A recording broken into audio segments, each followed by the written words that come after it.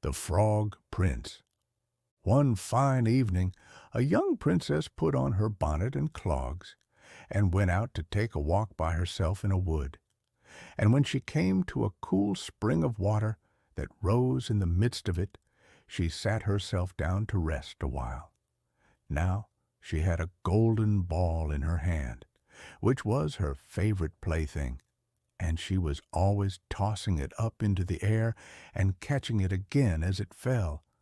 After a time, she threw it up so high that she missed catching it as it fell, and the ball bounded away and rolled along upon the ground till at last it fell down into the spring.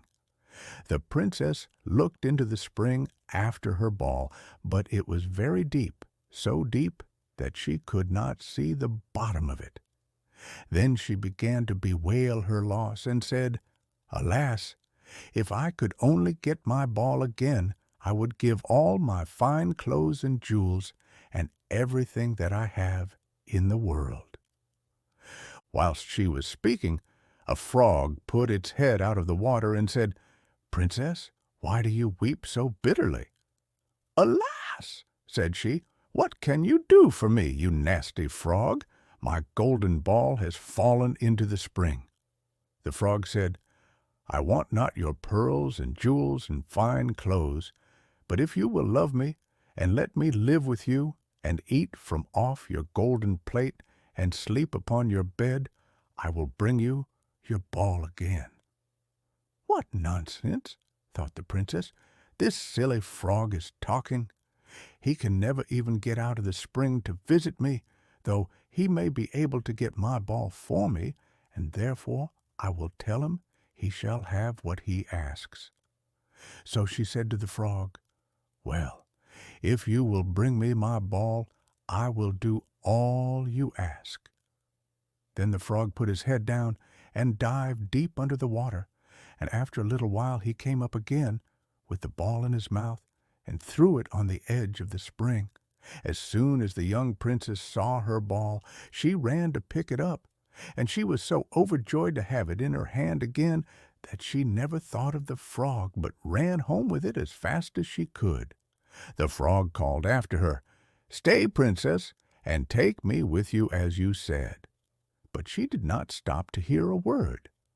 The next day, just as the princess had sat down to dinner, she heard a strange noise, tap, tap, plash, plash, as if something was coming up the marble staircase. And soon afterwards there was a gentle knock at the door, and a little voice cried out and said, "Open the door, my princess dear, open the door to thy true love here, and mind the words that thou and I said by the fountain cool, in the greenwood shade." Then the princess ran to the door and opened it, and there she saw the frog, whom she had quite forgotten. At this sight she was sadly frightened, and shutting the door as fast as she could, came back to her seat. The king, her father, seeing that something had frightened her, asked her what was the matter. "There is a nasty frog," said she, "at the door, that lifted my ball for me out of the spring this morning. I told him that he should live with me here, thinking that he could never get out of the spring, but there he is at the door, and he wants to come in."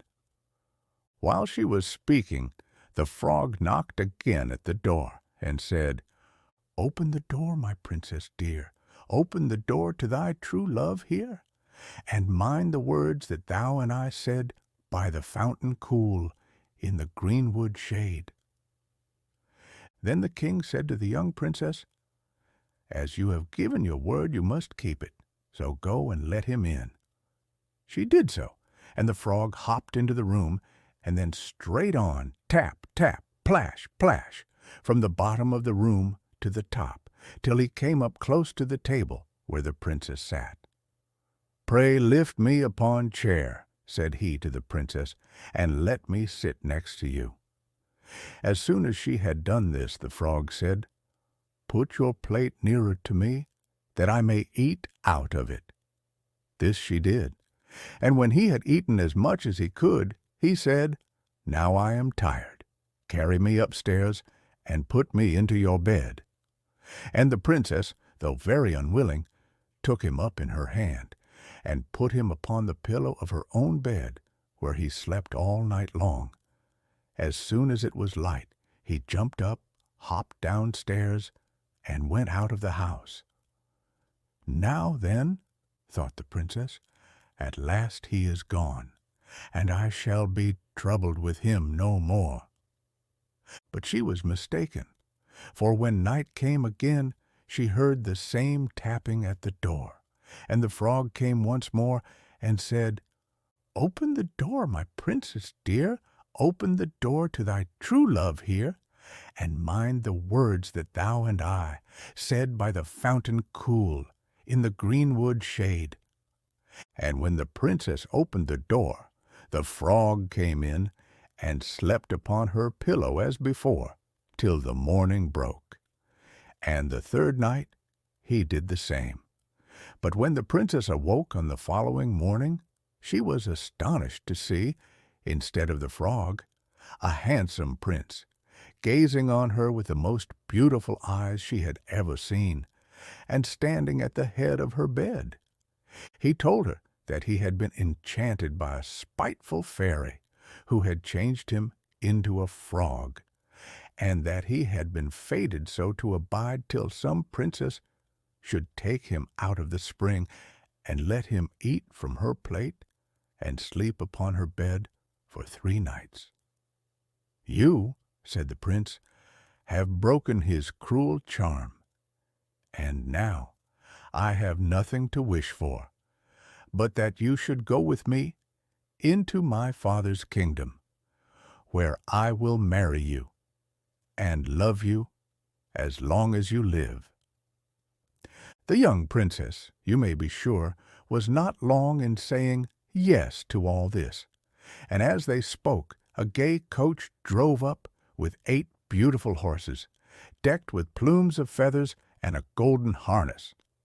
And behind the coach rode the prince's servant, faithful Heinrich, who had bewailed the misfortunes of his dear master during his enchantment so long and so bitterly that his heart had well nigh burst. They then took leave of the king and got into the coach with 8 horses, and all set out, full of joy and merriment, for the prince's kingdom, which they reached safely, and there they lived happily a great many years.